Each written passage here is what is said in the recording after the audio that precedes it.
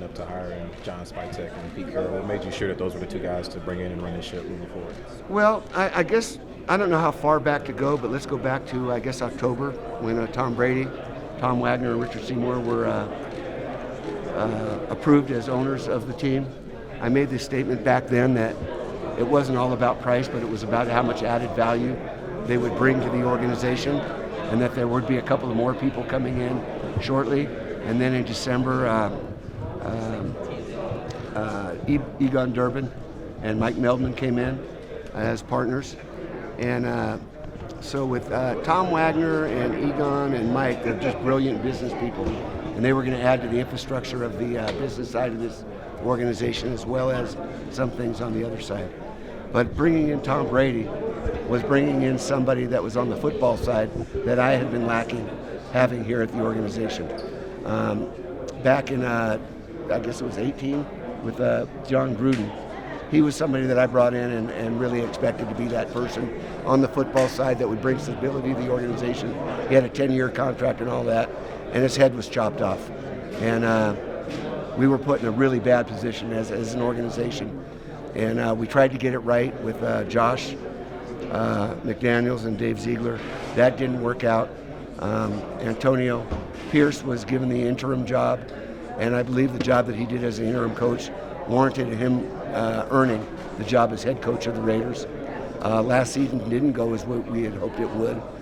3 teams in our division were in the playoffs. The Chiefs are in the Super Bowl for the 3rd time in a row, and we just felt that it was time for a change. So now I go back to the infrastructure that we built up here in the organization over the during the season with the people that we brought in.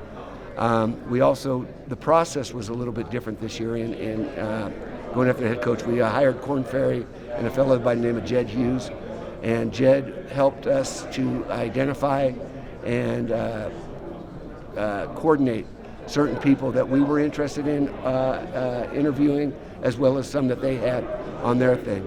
And so the interview group was myself, Tom Brady, Mike Meldman, Egon Durbin, and Tom Wagner, with help in the background with Sandra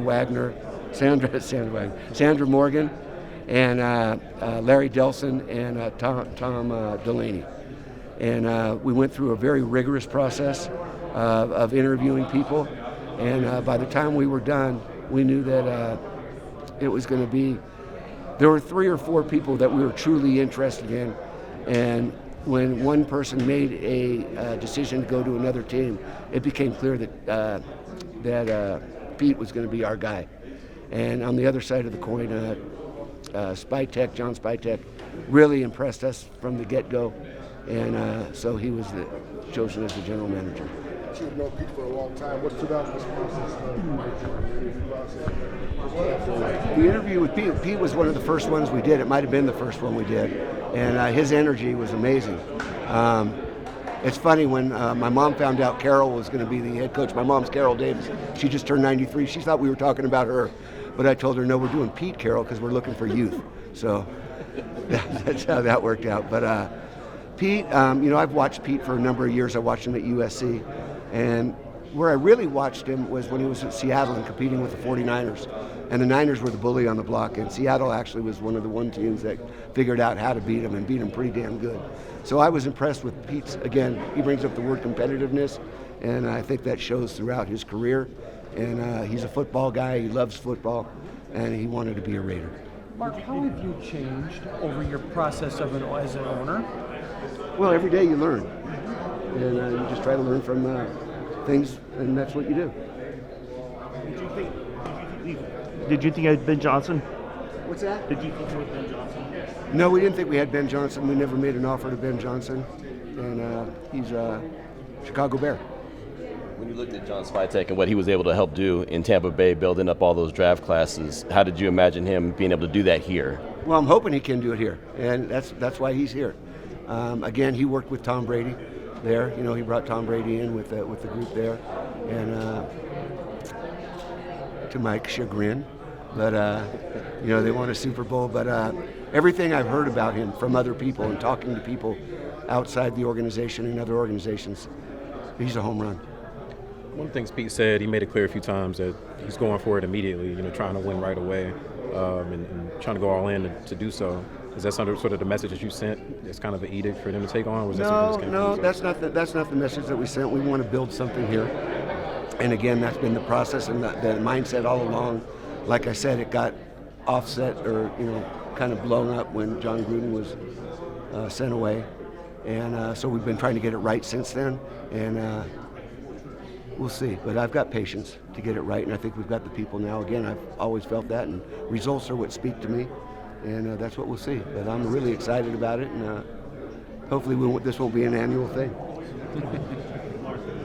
You just, I guess, talk about, the humility, it takes as owner to defer to guys like Tom Brady and, maybe some owners would want to have the finals, to run a tight ship in that regard, but yes. Again, I've been telling y'all ever since the beginning of this that the one thing I know is what I don't know, and I'm going to surround myself with people that do know those things. And I'm going to give them the opportunity to do their job. And I give them vision, goals, we talk about those things, but results are what speak.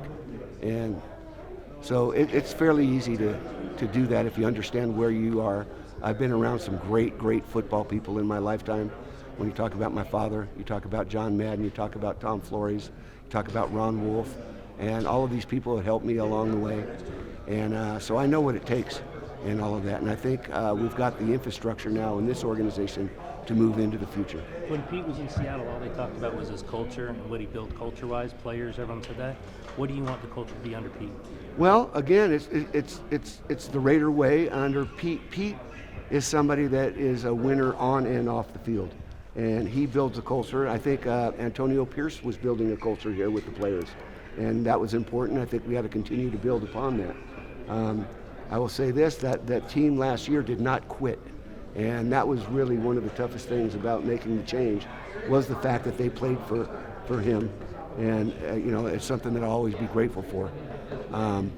But we'll see what we build here, but it's still the Raiders. And that's something that everybody's got to remember. They mentioned quite a bit in the pressers their love for football. They have to have guys that love football. Love football. You mentioned a bunch of guys that help influence you in football. Did you kind of get that same sense when you were hearing that for love for football guys? I did, and I think that was one of the criteria that was given to Korn Ferry from us. That had to be one of the ingredients that the candidates had. And Mark, when you say it's important to remember we're still the Raiders, what does that entail when it comes to merging that philosophy with whoever's incoming like Pete? Well, commitment to excellence, pride and poise, just win. Greatness of the Raiders is in its future. Those are all things that are not just statements, but they're something that we live by. When you talk about Raider fans, they're not just football fans, they're fans of a way of life. And it's something that we remember around here at all times. The most valuable asset we have is our alumni. And it's their blood, sweat, and tears that helped build this building right here, built that magnificent stadium, and everything else, and things we'll never forget.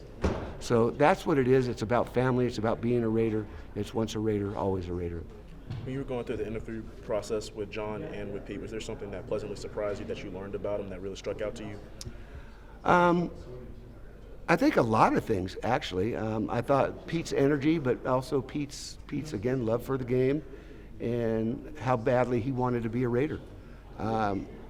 There was no ifs, ands, or buts. He wanted to be a Raider. And John, again, just at meeting him for the first time through the interview process, I was very impressed with his desire to work hard and build it the right way. So those were things that, I'm not saying they were surprising to me, but there were attributes that I was very impressed with. You mentioned it was hard to move on from Antonio. Same with Tom Plesko. Was it a tough decision also? Yeah, it was. Yeah, they both did good things. I mean, Tom did a great job in the draft and everything else, but there's more to the job than that. And I'm grateful for him for what he did for us in the draft and those things. I'm grateful for what Antonio's done for this organization. I really am. And I absolutely wish them the best.